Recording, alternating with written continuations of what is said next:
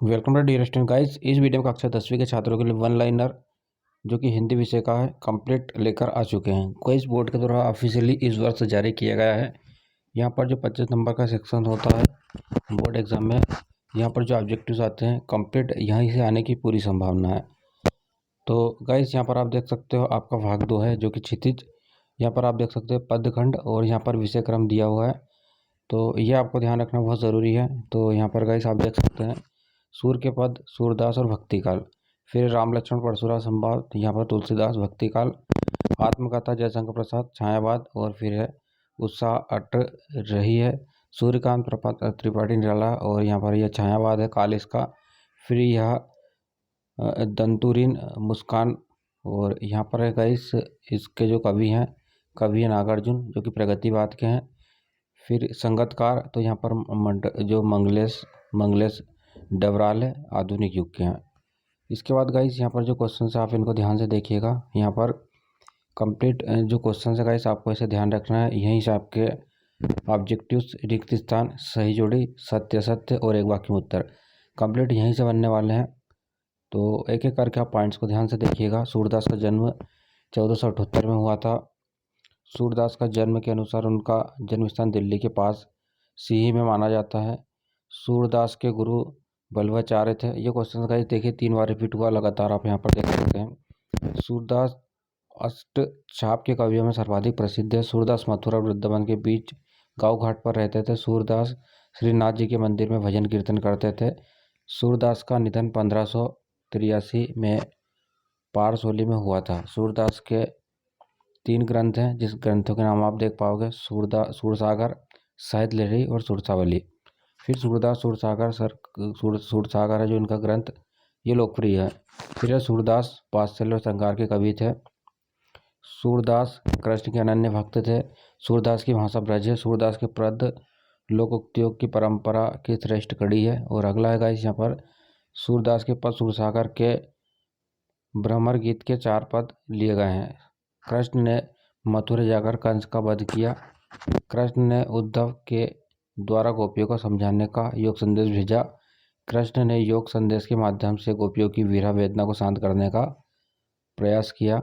और अगला गाइस गोपियों को उद्धव शुष्क संदेश पसंद नहीं आया। जो गोपियों को उद्धव का जो शुष्क संदेश था ये पसंद नहीं आया। योग संदेश के समय वोरा आ जाने से भ्रमर गीत का प्रारंभ हुआ और गोपियों ने भ्रमर के बहाने उद्धव का व्यंग बाण छोड़े। गोपियों को योग संदेश जो यहाँ पर आप देख सकते हो कड़वी ककड़ी के समान लगता है। और गोपियों ने उद्धव को राजधर्म याद दिलाया। राजा का धर्म प्रजा का हित करना है। और अगला है गाइस यहाँ पर गोपियों ने उद्धव को बड़भागी कहकर व्यंग किया। अपरस का अर्थ अछूता है। फिर है गाइस पुर इति, पात का अर्थ कमल का पत्ता है। उद्धव के व्यवहार की तुलना तेल लगी गगरी और कमल के पत्ते से की गई है। कमल के पत्ते एवं तेल लगी गागरी की विशेषता होती है कि दोनों पर पानी का प्रभाव नहीं होता। गोपियों ने कहा है कि उद्धव अभी तुमने प्रेम रूपी नदी में अपने पैर नहीं डुबाए। और श्री कृष्ण से अन्य प्रेम के कारण गोपियाँ स्वयं को भली भांति एवं अवलंब बता रही हैं। गोपियाँ कहती कि जिस प्रकार चींटियाँ गुड़ से लिपटी रहती उसी प्रकार हम भी कृष्ण के प्रेम में अनुरक्त हैं। मनी मन यहाँ पर आप देखिएगा मांझ रही का अर्थ है गोपियों के मन की बात मन में रह गई। गोपियों को कृष्ण के वापस आने की आशा थी, इसलिए उन्होंने अपने तन व मन की व्यथा को सहा। गोपियों की वीरा अग्नि योग संदेश को सुनकर और बढ़ गई। फिर मज ज़्यादा न लही के माध्यम से प्रेम की मर्यादा की बात की जा रही है। हारिर एक पक्षी है जो अपने पैरों में सदैव एक लकड़ी को पकड़े रहता है। गोपियों ने श्री कृष्ण के मन कर्म वचन से अपने हृदय में सदा के लिए बसा लिया। फिर है गाइस गोपियाँ सोते जागते सपने में दिन रात कृष्ण के नाम का जाप करती रहती है। व्याधि का अर्थ रोग पीड़ा पहुंचाने वाली वस्तु होता है। गोपियों ने योग संदेश उन्हीं को देने की बात कही है जिनके मन चंचल एवं चक्री के समान है। गोपी के अनुसार कृष्ण पहले से ही आतुर थे और मथुरा जाकर राजनीतिक ग्रंथ पढ़ लिया। गोपियाँ कहती हैं कि पहले के लोग भले एवं सज्जन होते थे और जो दूसरे के हित के लिए घूमते फिरते थे, और एक कृष्ण है जो दूसरे के मन चोरी किए फिरते हैं। अगला है यहाँ पर, गोपी के अनुसार राजा का धर्म प्रजा को सताया ना जाए। गोपियाँ कृष्ण से अपना मन मांग रही हैं जो वे अपने साथ ले गए हैं। गोपियाँ तर्कपूर्ण ढंग से अपनी बात रखती है और किसी भी बात को कहने में हिचकिचाती नहीं है। फिर है गाइस यहाँ पर आप देख सकते हैं सूरदास का जो भाव पक्ष है, यहाँ पर वात्सल्य श्रृंगार रस का प्रयोग किया है और सूरदास की भक्ति पुष्टि मार्गी है। फिर इनका कला पक्ष है, सूरदास के पदों में कोमल कांत पदवली है, जो पदावली है, और सूरदास की भाषा में संगीतात्मकता एवं सजीवता है। तो ये आप ध्यान रखिएगा। ये आपका जो पार्ट 1 था कंप्लीट हो चुका है। अब हम आते हैं पार्ट 2 पर। तो पार्ट 2 का नाम है राम लक्ष्मण परशुराम संवाद। इनके जो कवि है तुलसीदास है। तुलसीदास का जन्म हुआ था 1532 में, मृत्यु हुई थी 1623 में। इनका जो काल है भक्ति काल है, राम भक्ति शाखा है। फिर वह पक्ष है आपका दृष्टिकोण, और यहाँ पर है गाइस अत्यंत व्यापक एवं जो समन्वयवादी है, इनका भाव पक्ष है। और इनका जो रस है शांत रस प्रमुख है इनका। इनकी भाषा है जो ब्रज एवं अवधी भाषा इनकी, और सामाजिक चेतना इनका कला पक्ष है। अब हम जो तुलसीदास जी हैं इनके बारे में देखते हैं। तो तुलसीदास जी का जन्म उत्तर प्रदेश के बांदा जिले के राजपुर गांव में हुआ था। तुलसीदास को गुरु कृपा से राम भक्ति का मार्ग मिला। रामचरितमानस तुलसीदास की प्रमुख रचना है। तुलसीदास की अन्य रचनाएं कवितावली, गीतावली, दोहावली, कृष्ण गीतावली, विनय पत्रिका है। और रामचरितमानस अवधी भाषा में लिखा गया है। रामचरितमानस का मुख्य छंद चौपाई है।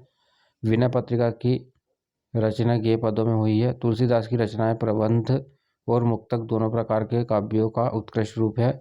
राम लक्ष्मण परशुराम संवाद रामचरितमानस के बालकांड से लिया गया है। राम लक्ष्मण परशुराम संवाद में वीर रस की प्रधानता है। सीता स्वयंवर में राम लक्ष्मण गुरु विश्वामित्र के साथ आए थे। परशुराम अपने गुरु शिव के धनुष के टूटने पर क्रोधित हो गए थे। वंज निहारा शब्द का अर्थ तोड़ने वाला है। शिव धनुष को तोड़ने वाला मेरे परशुराम के लिए सहस्त्र बाहु के समान है। लक्ष्मण ने व्यंग करते हुए कहा कि हमने बचपन में से कई धनुष तोड़े हैं, इस धनुष पर इतनी ममता क्यों। और अगला है गाइस यहाँ पर, राम स्वभाव से शांत एवं विनम्र थे। लक्ष्मण क्रोधी स्वभाव के थे। और लक्ष्मण ने तर्क किया था कि शिव धनुष पुराना था और राम के छूते ही टूट गया। अगला है यहाँ पर, परशुराम क्षत्रिय कुल के विरोधी हैं। उन्होंने कई बार पृथ्वी को क्षत्रियों से विहीन कर ब्राह्मणों को दान किया। तुलसीदास के गुरु नरहरिदास थे। परशुराम के फरसे के डर से गर्भ में पल रहे शिशु की मृत्यु हो जाती थी। और अगला है गाइस यहाँ पर जो शब्द देख सकते हो आप, एक शब्द है हमारे पास कुम्हड़ बतिया। शब्द का अर्थ बहुत कमजोर निर्बल व्यक्ति या कुम्हड़े का बहुत छोटा फल होता है। अगला जो क्वेश्चन है ये 2022 में पूछा गया है, लगातार पूछा गया 2022, 23, 24, 22 में ना। इस यहाँ पर लक्ष्मण के साथ वीर योद्धा स्वयं अपनी प्रशंसा नहीं करते, वह अपनी वीरता का प्रदर्शन युद्ध भूमि में करते हैं। विनय पत्रिका एवं कवितावली की रचना ब्रज भाषा में की गई है। सिरसाई शब्द का अर्थ क्रोध करना होता है। और जो भगवान शंकर का धनुष राम ने तोड़ा। अगला है गाइस यहाँ पर आत्मकथ्य, जो कि पार्ट 3 है। तो इसके जो कवि का नाम है जयशंकर प्रसाद। इनका जन्म हुआ था 1889 में और मृत्यु हुई थी 1937 में। छायावाद के प्रवर्तक कवि इनका काल। और इनका भाव पक्ष है, कविताओं में दुख, आकुलता, उत्साह, प्रेम आदि भावों को बहुत सुंदर ढंग से व्यक्त किया।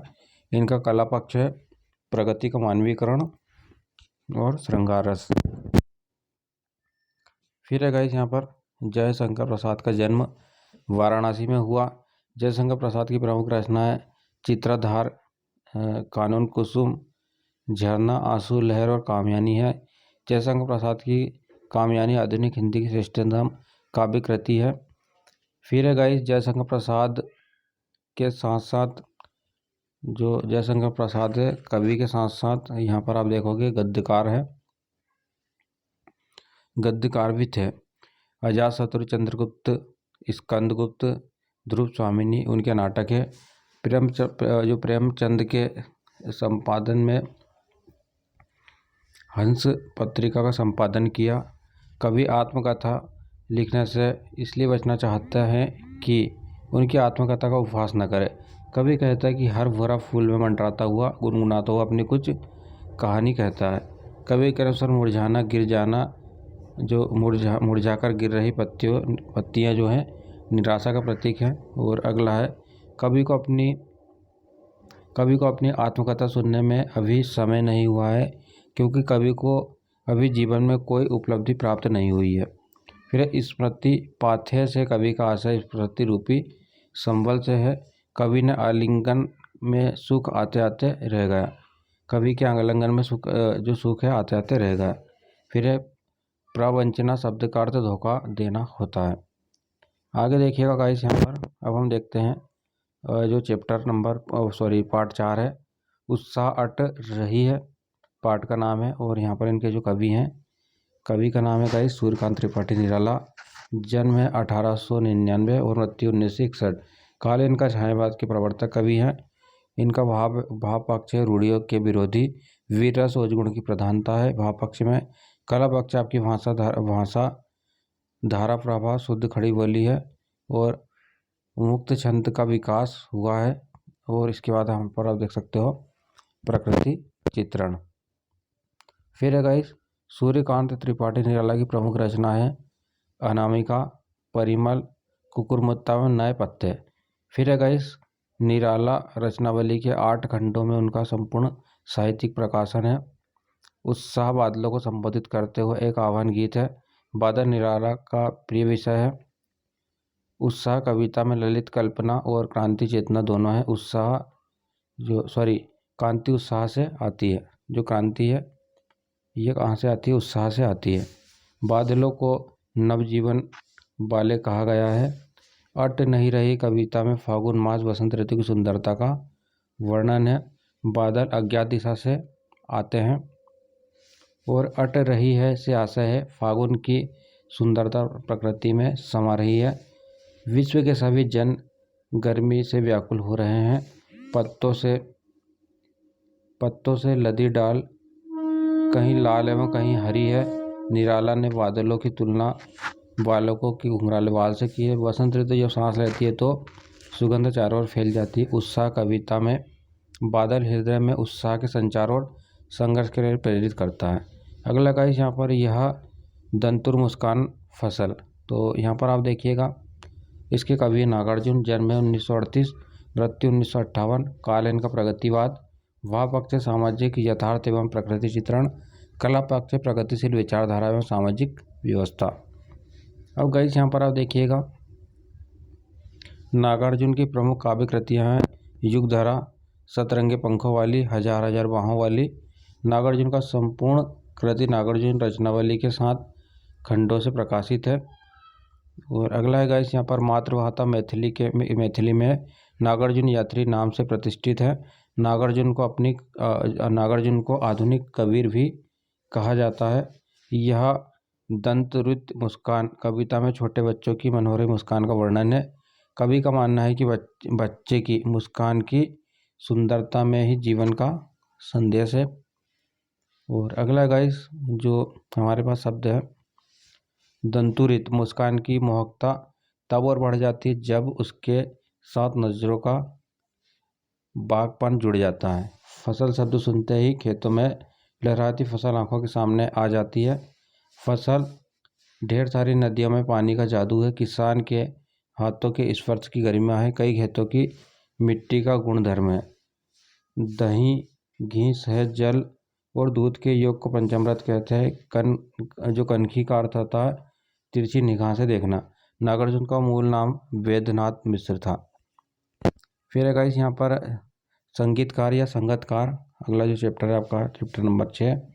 इनके काव्य है मंगलेश डबराल। जन्म है 1948 और मृत्यु 2020। फिर आधुनिक युग इनका भाव पक्ष है कविता और राजनीतिक जागरूकता। फिर है गाइस सामंती बोध एवं पूंजीवाद छल का प्रगतिकार। फिर है यहाँ पर प्रगतिशील विचारधारा, सामाजिक व्यवस्था, आधुनिक भाषा और विचारशीलता। अब हम यहाँ पर देखते हैं गाइस जो क्वेश्चन आंसर है इन्हें देखिएगा।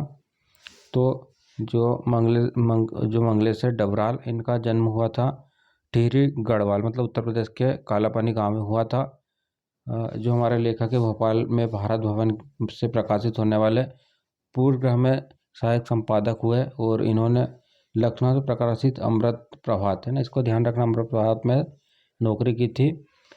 इनके जो 4 संग्रह हैं ये प्रकाशित हुए लेखक के, जो कि था पहाड़ पर लालटेन, घर का रास्ता, हम जो देखते हैं, आवाज़, भी एक जगह है। ये 4 इनकी कविता का संग्रह है।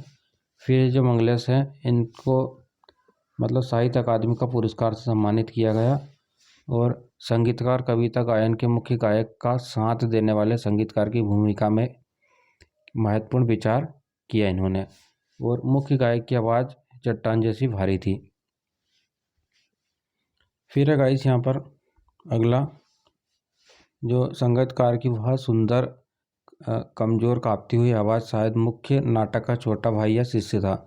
संगीतकार के माध्यम से उन कवियों की ओर संकेत किया जो मुख्य गायक के गायन में उत्साह बढ़ाने का कार्य करते हैं।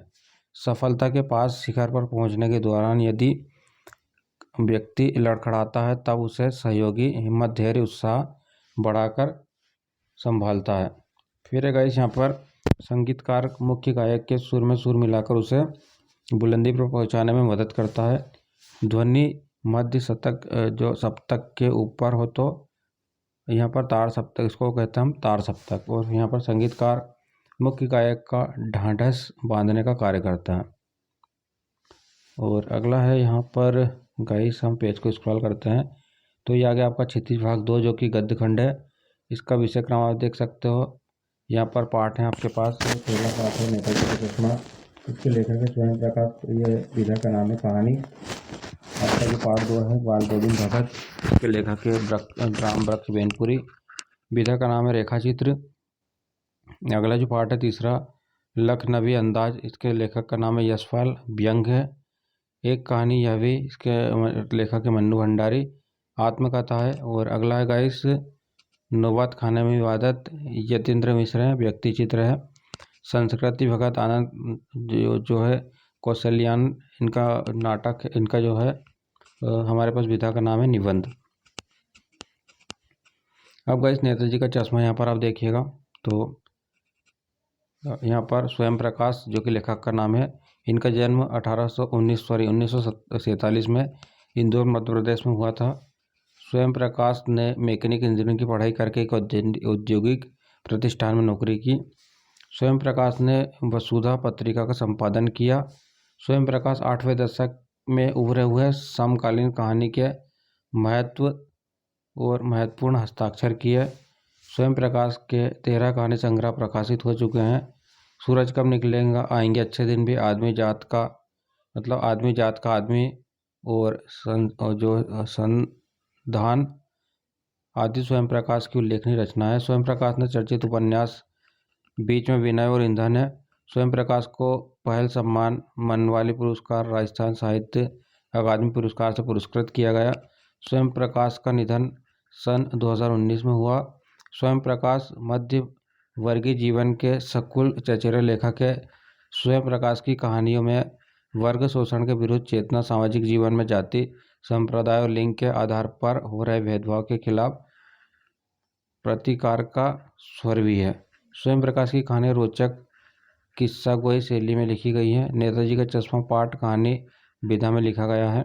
नेताजी का चश्मा कहानी कैप्टन चश्मे वाले के माध्यम से देश के करोड़ों नागरिक के योगदान को रेखांकित करती है। हवलदार साहब हर 15वें दिन कंपनी के काम से या कंपनी के सिलसिले में कस्बे से गुजरते थे। नेताजी का चश्मा कहानी का मूल भाव देशभक्ति की भावना है और चश्मे वाले का नाम कैप्टन था। कस्बे के चौराहे पर सुभाष चंद्र बोस की प्रतिमा लगी थी। सुभाष चंद्र बोस की प्रतिमा यह मूर्ति नगर पालिका द्वारा लगाई गई थी। नेताजी सुभाष चंद्र बोस की प्रतिमा समूह की बनी हुई थी। सुभाष चंद्र बोस की प्रतिमा मूर्ति को देखते ही दिल्ली चलो, तुम मुझे खून दो, मैं तुम्हें आज़ादी दूंगा के नारे याद आने लगते थे। कैप्टन का नाम चश्मे बेचने वाला था। जो हलदार था साहब के चचेरे पर कौतुक भरी मुस्कान फैल गई। नेताजी की मूर्ति फौजी वर्दी में थी। प्रतिमा बनाने वाले का नाम मोतीलाल था। प्रतिमा पर सरकंडे का चश्मा बच्चों के द्वारा बनाया गया था। नेताजी की मूर्ति 2 फीट ऊंची थी और नेताजी सुभाष चंद्र बोस की प्रतिमा बनाने वाले ड्राइंग मास्टर मोतीलाल थे। नेताजी सुभाष चंद्र बोस की प्रतिमा पर चश्मा नहीं था। चश्मे वाले व्यक्ति के सामने जो हलदार था साहब नतमस्तक थे। देशभक्ति के प्रति जो है श्रद्धा व देश प्रेम के कारण सेनानी ना होते हुए भी चश्मे वाले को कैप्टन कहते थे। अब गाइस यहाँ पर हमारा पास जो चैप्टर 2 है या पार्ट 2 है, बाल गोविंद भगत। लेखक का नाम है रामबख्श वेनपुरी। जन्म है 1899, मृत्यु 1968 और जो विधा का नाम है रेखा चित्र, ये इसको गौण विधा कहते हैं। यहाँ पर गाइस लेखक के बारे में देखिएगा तो रामबख्श वेनपुरी का जन्म बिहार के मुजफ्फर जिले के वेनपुरी गांव में हुआ था। रामबख्श वेनपुरी ने 10वीं तक की शिक्षा प्राप्त करने के बाद 1920 में राष्ट्रीय स्वाधीनता आंदोलन से जुड़ गए। 15 वर्ष की अवस्था में रामबख्श वेनपुरी की रचनाएं पत्र पत्रिकाओं में छपने लगी।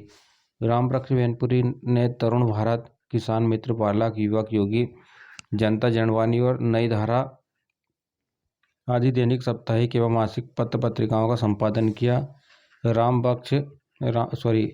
रामबख्श वेनपुरी का साहित्यिक वेनपुरी रचनावली के 8 खंडों में प्रकाशित है।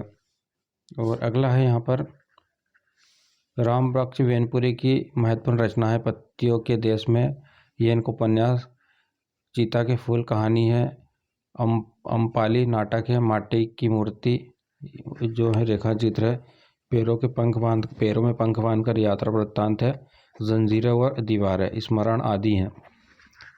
और यहाँ पर है गाइस अगला क्वेश्चन, रामबख्श वेनपुरी को विशिष्ट शैलीकार होने के कारण कमल का जादूगर कहा जाता है। बाल गोविंद भगत रेखाचित्र सामाजिक रूढ़ियों पर प्रहार करता है। बाल गोविंद भगत की मृत्यु का कारण बीमारी था और बाल गोविंद भगत कबीरदास के आदर्शों पर चलते थे। फिर हम अगला देखते हैं गाइस यहाँ पर, तो जो अगला क्वेश्चन है आप ध्यान से देखिएगा। जो अगला क्वेश्चन है हमारे पास, बाल गोविंद भगत का इकलौता बेटा सुस्त और बोधा था। बाल गोविंद भगत अपनी जीविका जो खेतीबाड़ी करके चलाते थे। फिर बाल गोविंद भगत कबीर साहब, मतलब जो बाल भगत कबीर को साहब मानते थे और कबीर के ही पद गाते थे। बाल गोविंद भगत गाते समय जो आप यहाँ पर देख सकते हो खंजड़ी बजाते थे। बाल गोविंद भगत अपने खेतों में धान की रोपनी करते थे।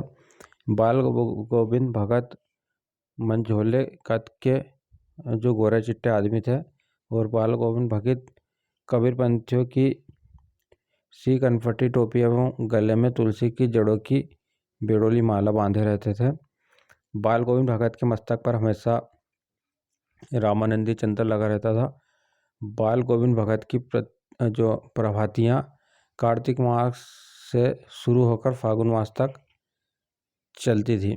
बाल गोविंद भगत आत्मा और परमात्मा के बीच प्रेमी प्रेमिका का संबंध मानते थे। कुहासा शब्द का अर्थ कोहरा है। पूर्वी की ओर से बहने वाली हवाएं पुरपाई कहलाती हैं। फिर निस्तब्धता का शाब्दिक अर्थ सन्नाटा है। सवेरे किया जाने वाला जलपान कलेवा कहलाता है। प्रातःकाल की लालिमा क्या कहलाती है? यहाँ पर लोही कहलाती है। फिर भगत की पुत्र वधू उन्हें अकेला नहीं छोड़ना चाहती थी क्योंकि इकलौते पुत्र की मृत्यु के बाद भगत की देखभाल करने वाला कोई न था। रामबख्श वेनपुरी की भाषा सरल में व्यवहारिक हिंदी है। भाषा में तत्सम एवं तत्व के साथ अंग्रेजी में उर्दू के शब्द का प्रयोग है। फिर है गाइस आपका पार्ट 3 जो कि यहाँ पर आप देख सकते हो, जिसका नाम है लखनवी अंदाज। लेखक का नाम है यशपाल। जन्म है 1903, मृत्यु 1976। व्यंग विधा है विधा का नाम, जो कि गौण विधा है। यशपाल का जन्म 1903 में पंजाब के फिरोजपुर छावनी में हुआ था। यशपाल ने प्रारंभिक शिक्षा कांगड़ा में तथा बीए शिक्षा लाहौर के नेशनल कॉलेज से प्राप्त की है। लाहौर के नेशनल कॉलेज में यशपाल जी का परिचय भगत सिंह और सुखदेव से हुआ था। यशपाल हैं स्वाधीनता संग्राम की क्रांतिकारी विचारधारा से जुड़ाव के कारण जेल भी गए थे। यशपाल की रचनाओं में आम आदमी के सरोकारों की झलक मिलती है तथा यशपाल यथार्थवादी शैली के विशिष्ट रचनाकार हैं। यशपाल के कहानी संग्रह में ज्ञानदान, तर्क का तूफान, पिंजरे की उड़ान, ला दुलिया, फूलों का कुर्ता उल्लेखनीय है। झूठा सच, अमिता, दिव्या पार्टी, कामरेड, दादा कामरेड, मेरी तेरी उनकी बात आदि यशपाल के प्रमुख उपन्यास है। लखनऊ का बालम खीरा प्रसिद्ध है। और आगे देखिएगा, लेखक यशपाल ने कनखियों से नवाब साहब की ओर देख रहे थे। लेखक यशपाल ने सेकेंड क्लास ट्रेन का टिकट लिया। और सफ़ेद पोश का शाब्दिक अर्थ भव्य व्यक्ति होता है, भव्य नहीं, भद्र व्यक्ति होता है। फिर है गाइस पार्ट 4, पार्ट का नाम है एक कहानी यह भी। लेखक का नाम है मन्नू भंडारी। और यहाँ पर है गाइस जन्म सन है 1931, मृत्यु सन है 2021। और यहाँ पर विधा का नाम है आत्मकथा गुण विधा, जो कि मन्नू भंडारी का जन्म गांव भानपुरा, जिला मंदसौर, मध्य प्रदेश में हुआ था। हिंदी कथा साहित्य की प्रमुख हस्ताक्षर मन्नू भंडारी की प्रमुख रचनाएं एक प्लेट सैलाब में हार गई, यही सच है, त्रिशंकु कहानी संग्रह, आपका बंटी, महाभोज उपन्यास आदि है। मन्नू भंडारी ने फिल्म एवं टेलीविजन धारावाहिकों के लिए पटकथाएं लिखी थी। मन्नू भंडारी की रचनाओं में स्त्री मन से जुड़ी अनुभूतियों की अभिव्यक्ति भी देखने को मिलती। मन्नू भंडारी के आंदोलनकारी व्यवहार से तंग आकर प्रिंसिपल ने उनके पिता को बुलाया। जैनेन्द्र का सुनीता उपन्यास मन्नू भंडारी को बहुत अच्छा लगा। मन्नू भंडारी के पिता जो रसोई को यहाँ पर गाइस देखिएगा, रसोई को भट्टियार खाना कहते थे। मन्नू भंडारी की बड़ी बहन का नाम सुशीला था। मन्नू भंडारी मूलतः एक कहानीकार है। शीला अग्रवाल मन्नू भंडारी की हिंदी विषय की प्राध्यापिका थी। मन्नू भंडारी का विवाह राजेंद्र यादव से हुआ था। भारत विभाजन की जो त्रासदी का मार्मिक दस्तावेज झूठा सच उपन्यास को माना जाता है। फिर एक आई शताब्दी की सबसे बड़ी उपलब्धि थी 15 अगस्त 1947 को देश का स्वतंत्र होना। मन्नू भंडारी की व्यक्तित्व, उनके पिता एवं हिंदी जो प्राध्यापिका शीला अग्रवाल का प्रभाव पड़ा। और आगे देखिएगा गाइस यहाँ पर आप पार्ट 5, जो कि यहाँ पर आप देखिएगा नौबत खाने में इबादत, यतीन्द्र मिश्र और जो है सन 1977 व्यक्ति चित्र, जो कि गुण विधा है। तो यहाँ पर आप देखिएगा गाइस, यहाँ पर यतीन्द्र मिश्र का जन्म अयोध्या उत्तर प्रदेश में हुआ। यतीन्द्र मिश्र के 3 काव्य संग्रह प्रकाशित हुए, जिसमें है यदा कदा, यशोदा तथा अन्य कविताएं, जिसमें ड्योरी पर आलाप। फिर गाइस यतीन्द्र मिश्र ने शास्त्रीय गायिका गिरिजा देवी के जीवन और संगीत साधना पर एक पुस्तक लिखी, जिसका नाम है गिरिजा लिखी। पुस्तक का नाम है गिरिजा। अगला है गाइस जो नौबत खाने में इबादत, प्रसिद्ध शहनाई वादक उस्ताद बिस्मिल्लाह खां पर रोचक शैली में लिखा गया व्यक्ति चित्र है। फिर जो बिस्मिल्लाह खां है कि 80 वर्ष की उम्र में साधना चलती रही। फिर यतीन्द्र मिश्र संगीत की शास्त्रीय परंपरा के गहरे जानकार हैं। उस्ताद बिस्मिल्लाह खां शहनाई वादन के लिए प्रसिद्ध थे। बिस्मिल्लाह खां का वास्तविक नाम अमरुद्दीन था। फिर अमरुद्दीन का जन्म डुमराव बिहार के एक संगीत प्रेमी परिवार में हुआ था। शहनाई बजाने के लिए रीढ़ का प्रयोग होता था और रीढ़ के अंदर से पोली होती थी। रीढ़ नरकट एक प्रकार की घास से बनाई जाती थी, जो सोन नदी के किनारे पाई जाती थी। बिस्मिल्लाह खां उस्ताद जो यहाँ पर है गाइस पैगंबर बख्त खां और मिट्टन के छोटे साहबजादे हैं। अगला है अमीरुद्दीन के सहनाई गुरु अलवीर बख्त खां थे और बिस्मिल्लाह खां की पसंदीदा हीरोइन सुलोचना थी। काशी संस्कृति की पाठशाला है। शास्त्रों में काशी आनंद के नाम से विख्यात है। बिस्मिल्लाह खां की अपार श्रद्धा काशी विश्वनाथ में थी। बिस्मिल्लाह खां को भारत रत्न के सर्वश्रेष्ठ सम्मान से सम्मानित किया गया। पंचगंगा घाट काशी में स्थित है। काशी में मरण भी मंगल माना जाता है। इधर धरती पर सहनाई और काशी से बढ़कर कोई जन्नत नहीं है। काशी में संगीत आयोजन एक प्राचीन और अद्भुत परंपरा है। और अगला है यहाँ पर बिस्मिल्लाह खां को शहनाई की मंगल ध्वनि का नायक माना जाता है। शहनाई शुभ कार्यों में बजाई जाती है। शहनाई को सुरीर बागों में शाह की उपाधि दी गई है। फूंक कर बजाए जाने वाले सुशीर बाग यंत्रों में बांसुरी, शहनाई का नागस्वरम बीन है। और आघात से बजाए जाने वाले धातु बाग यंत्र में झांझ मजीरा और घुंघरू हैं, जिन्हें घन भाग कहा जाता है। फिर चमड़े से मड़े अवनद भागों में तबला, ढोलक, मृदंग आदि हैं। फिर डुमराव में भारत रत्न बिस्मिल्लाह खां का जन्म हुआ था। शहनाई को बजाने में काम आने वाली रीढ़ के लिए घास भी डुमराव में पाई जाती है। बिस्मिल्लाह का हिंदू मुस्लिम एकता के समर्थक थे। आगे गाइस अब हमारे पास पार्ट 6 जिसमें है, पाठ का नाम है संस्कृति, लेखक का नाम है वदंत आनंद कौशल्यान, निबंध है विधा का नाम, और यह है प्रमुख विधा है। इनका जन्म है जो लेखक का ये 1905 में हुआ था और मृत्यु हुई थी 1988 में। फिर गाइस यहाँ पर इनके बारे में दिया है। तो वदंत आनंद कौशल्यान का जन्म पंजाब के अम्बाला जिले में सोहना गांव में हुआ था। इन्होंने हिंदी सेवी कौशल्यान की बौद्ध भिक्षु थे जी। मतलब यहाँ पर इन्होंने देश विदेश की काफ़ी यात्राएं की तथा बौद्ध धर्म के प्रचार प्रसार के लिए अपना जीवन समर्पित कर दिया।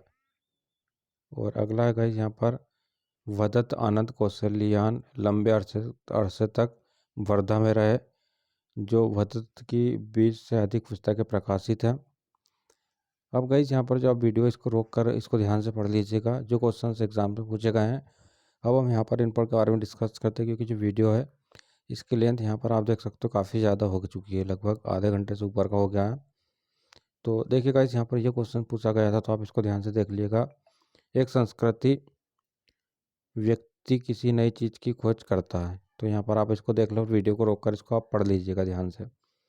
फिर है गाइस बौद्ध भाषावद। तो यहाँ पर आप देख सकते हो जो क्वेश्चंस आए हुए हैं, केवल इस पर डिस्कस करते हैं। तो वाक्य में जब क्रिया अपना रूप बदलती है, कभी क्रिया कर्ता के अनुसार, कभी क्रिया कर्म के अनुसार अपना रूप बदलती है, इस क्रिया का यही रूप क्या कहलाता है? वाक्य कहलाता है। वाक्य के 3 प्रकार होते हैं गाइस, 3 प्रकार के वाक्य होते हैं, जो कर्मवाच्य, कर्तव्यवाच्य, कर्मवाच्य और भाववाच्य।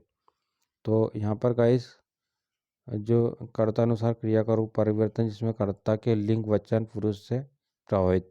कर्म के अनुसार क्रिया का रूप परिवर्तन, जिसमें कर्म में लिंग वचन के अनुसार क्रियाएं रहती हैं। और भाववाच्य, जिसमें भाव प्रधानता होने पर भाववाच्य कर्ता व कर्म की प्रधानता ना होकर भाव की प्रधानता रहती है। फिर गाइस वाच्य उदाहरण तालिका आप देखिएगा यहाँ से।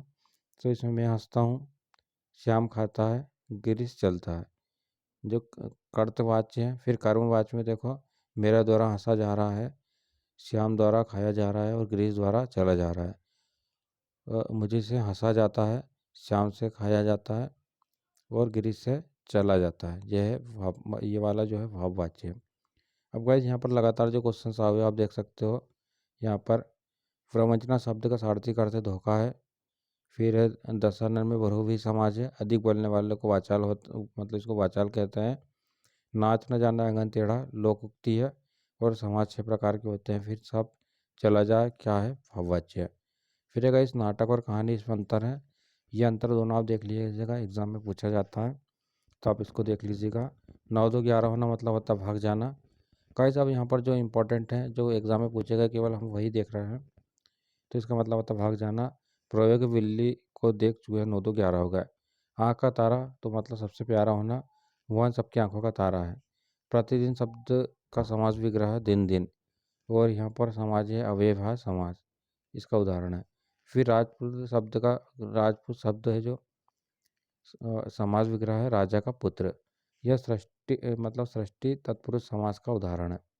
फिर एक संधि समाज में अंतर जो कि 2020 में 22 में पूछा गया है। तो दो वर्णों के मेल से उत्पन्न विकार परिवर्तन को संधि कहते हैं। दो शब्दों के मेल से बने नए शब्द को क्या कहते हैं समास। इसका उदाहरण देखो, विद्याधन आलय बराबर विद्यालय। इसका उदाहरण विद्या का आलय बराबर विद्यालय। आ प्लस आ बराबर होता है आ, और यहाँ पर इसका दिया घर। फिर गाइस यहाँ पर जो वीडियो है इसको रोक कर आप इसको ध्यान से देख लीजिएगा। अब यहाँ पर जो क्वेश्चंस एग्जाम में पूछेगा इनको देखिए आप ध्यान से। तो यहाँ पर गाइस वह धीरे धीरे चलने लगा, यह वाक्य रीतिवाचक क्रिया विश्लेषण है। संधि के 3 भेद होते हैं, गद्य की प्रमुख विधा निबंध है, अंधे की लाठी लोकोक्ति है, और एक अनार स्वविभाग का अर्थ है वस्तु की पूर्ति कम और मांग अधिक। फिर अगर यहाँ पर जो क्वेश्चन आए हुए हैं आप इनको देख लीजिएगा। यहाँ पर गद्य की 3 गुण विधाएं, संस्मरण, रिपोर्टाज और डायरी। फिर है जो जीता न जा सके उसे क्या बोलते हैं अजय। खून पसीना एक करना होता है अधिक मेहनत करना। दाल न गलना का अर्थ होता है वंश न चलना। फिर पंचवटी समास कौन सा है, इसमें द्विगु समास है। और नीलांबर समास कर्मधारय समास का उदाहरण है। कहानी उपन्यास में अंतर पूछा गया है तो आप देख लीजिएगा। यहाँ पर कहानी का आकार लघु होता है, उपन्यास का आकार बड़ा होता है। जीवन के किसी एक अंश का चित्रण होता है कहानी में, और उपन्यास में जीवन का बृहद चित्रण होता है। फिर रेखांक चित्र स्मरण में अंतर पूछा गया तो आप इसको देख लीजिएगा। इसमें किसी व्यक्ति वस्तु घटना का चित्रांकन अंकन होता है। इसमें महान व्यक्ति या घटना के संबंध में लिखा जाता है। शब्द चित्रों का महत्व होता है रेखा चित्र में, स्मरण में चिंतन का गहराई होती है। कल्पना का भी सहारा लिया जाता है यहाँ पर वास्तविकता के समीप होता है। फिर अगर इस अर्थ की दृष्टि से वाक्य 8 प्रकार के होते हैं। एक अंकी विधा एक अंकी होती है। रामचरितमानस का मुख्य छंद चौपाई है, और स्मरण विधा में कल्पना तत्व की प्रधानता होती है। कहानी के 6 तत्व होते हैं, ये पूछा गया है। गद्य की विधाएं और गद्य की गौण विधाएं, उपन्यास, निबंध, कहानी, नाटक, रिपोर्टाज, स्मरण, डायरी और जीवनी। फिर है गाइस यहाँ पर जो क्वेश्चन पूछे गए केवल हम उनको देख रहे हैं। आप वीडियो को रोक लेना और उनको पढ़ लेना ध्यान से। ये आपको पीडीएफ चाहिए तो हमको कमेंट करके बता देना, हम आपको पीडीएफ दे देंगे। फिर है गाइस यहाँ पर इन क्वेश्चंस को आप देख लेना एक बार वीडियो को रोककर। अब जो क्वेश्चंस आए हुए हैं हम केवल इसके बारे में डिस्कस करते हैं। तो देखिए गाइस यहाँ पर नीलांबर, तो नीला है जो अंबर, इसमें है कर्मधारय समाज। फिर है गाइस यहाँ पर यह समाज है, आप वीडियो को रोक कर इनको देखिएगा। सारी चीज़ें वीडियो को रोककर आपको देखना है। संधि समाज में आप अंतर देखिएगा, शब्द शक्ति देखिएगा, कितनी प्रकार की शब्द शक्ति होती है। अब देखिएगा इस यहाँ पर काव्य बोध, इसमें करुण रस का स्थायी भाव शोक है। प्रत्येक चरण में 16-16 मात्रा में चौपाई में मतलब प्रत्येक चरण में 16-16 मात्रा में चौपाई छंद में होती है। फिर है गाइस मूर्त मधुर मनोहर देखी, पंक्ति में अनुप्रास अलंकार है। सोरठा छंद में 4 चरण होते हैं। उपमान अलंकार के 4 अंग होते हैं। महाकाव्य खंड काव्य के अंतर, तो ये पूछा गया है। तो महाकाव्य में संपूर्ण जीवन का उल्लेख होता है, जबकि खंड काव्य में जीवन के किसी एक पक्ष का उल्लेख होता है। महाकाव्य विस्तृत होता है और खंड काव्य कैसा होता है संक्षिप्त होता है। फिर आचार्य विश्वनाथ के अनुसार काव्य की परिभाषा इस प्रकार होती है। कैसे होते गाइस यहाँ पर रसात्मक वाक्यम काव्यम, मतलब रसयुक्त वाक्य काव्य है। और जहाँ एक ही वर्ण की आवृत्ति होती है वहाँ अनुप्रास अलंकार होता है। फिर है सहृदय व्यक्ति के हृदय में बस हंसी का भाव उत्पन्न होता है, वहाँ हास्य रस होता है। भूषण रीति का कालीन कवि थे। 10वें रस का नाम वात्सल्य है। प्रबंध काव्य के 2 भेद होते हैं। मानवीय क्रियाओं का आरोप मानवीकरण अलंकार है। रस के 4 अंग होते हैं। दोहा एक सममात्रिक छंद नहीं है। फिर है गाइस यहाँ पर चौपाई मात्रिक छंद इस प्रकार है। चौपाई मात्रिक छंद इस प्रकार है, इनमें 4 चरण एवं प्रत्येक चरण में 16-16 मात्राएं होती हैं। अब ये क्वेश्चन गाइस आपको वीडियो को रोक कर पढ़िएगा। अब ये क्वेश्चन लगातार 2022-24 में पूछे गए हैं। तो जहाँ एक ही शब्द का समान अर्थ होता है, मतलब एक ही शब्द समान अर्थ में एक से अधिक बार प्रयोग होता है, वहाँ पुनर्युक्ति प्रकाश अलंकार होता है। जहाँ कोई बात आवश्यकता से अधिक बढ़ा चढ़ाकर कही जाए वहाँ अतिशयोक्ति अलंकार होता है। जहाँ अप्रस्तुत कथन के द्वारा प्रस्तुत अर्थ का बोध कराया जाए वहाँ अन्योक्ति अलंकार होता है। अब गाइस यहाँ पर वीडियो को रोक कर ही आपको सारी चीज़ें देखना है, क्योंकि यह वीडियो की लेंथ काफ़ी ज़्यादा हो गई, इसलिए हम इसको जल्दी से ख़त्म करना चाहते हैं। फिर अगर सहृदय व्यक्ति के हृदय में नायक नायिका के मन में प्रेम उत्साह होता है तब श्रृंगारस होता है। प्रगतिवादी कवि हैं मुक्तबोध। फिर है आधुनिक हिंदी कविता का आरंभ संबंध 1900 से माना जाता है। छंद के 2 प्रकार होते हैं, माणिक छंद और वार्णिक छंद। फिर है गाइस दोहा छंद की प्रथम एवं तृतीय पंक्ति में 13-13 मात्राएं होती हैं। फिर यहाँ पर कृति का भाग 2 आप इसको देख लीजिएगा, इसको स्क्रॉल करता हूँ। यहाँ पर गाइस अगला क्वेश्चन से भोलानाथ का असल नाम तारकेश्वर नाथ था। फिर भोलानाथ अपने साथियों को देखकर सिसकना भूल जाते हैं, क्योंकि वे बालकों का सहज स्वभाव होता है कि वे साथियों की शरारत व मस्ती को देखकर सब भूल जाए। अगला है गाइस यहाँ पर भोलानाथ पूजा के समय मस्तक पर भभूत का तिलक लगाते थे। भोलानाथ के पिता आटे की 500 गोलियां मछली को खिलाने जाते थे। और अगले जो क्वेश्चन आए हुए हैं यहाँ पर आप देख लो। भोलेनाथ जैसे बच्चों को वस्तुएं सुलभता से व बिना मूल्य खर्च किए ही प्राप्त हो जाती थी, परंतु आज के बच्चों को खेल सामग्री का मूल्य खर्च करने पर ही प्राप्त होती है। हिंदी का प्रथम उपन्यास लाला श्रीनिवास दास जी की परीक्षा गुरु है। और अगला का इस कृति का भाग 2, इसमें आपको वीडियो को रोककर देखना है। जो क्वेश्चन आए हुए हैं हम केवल इसके बारे में डिस्कस कर रहे हैं। तो यहाँ पर आप देख सकते हो साना साना हाथ जोड़ी का अर्थ है छोटे छोटे हाथ जोड़कर प्रार्थना करना। हिमालय की तीसरी सबसे बड़ी चोटी कंचनजंगा है। फिर एक आज फ्रेयर हिल को घुमाने से सारे पाप धुल जाते हैं, इसे धर्म चक्र भी कहते हैं। और अगला गाइस यहाँ पर अगला क्वेश्चन से देखिएगा। यहाँ पर आप कटाव में बर्फ से ढके पहाड़ चांदी की तरह चमकते रहते हैं, पर्वतनीय सुंदरता मन को भाती है। और अगला है गाइस यहाँ पर कृति का भाग 2 जो आपको खुद देखना है। हिरोशिमा में अणुबम गिराया गया था 2 बार पूछा गया है। और यहाँ पर आज्ञा से हिरोशिमा कविता भारत लौटकर लिखी गई। और आगे देखिएगा गाइस, तो इस तरीके से आपका जो क्वेश्चन बैंक है यहाँ पर हमने इसको कंप्लीट कर दिया है। आपको अगर क्वेश्चन बैंक चाहिए तो हमें कमेंट्स कीजिए, आपको क्वेश्चन बैंक मिल जाएगा। इसको डाउनलोड करके आपको पूरा पढ़ना है। तो यहाँ पर आपका जो 25 नंबर वाला सेक्शन है ये कंप्लीट हो जाएगा। Thanks for watching guys.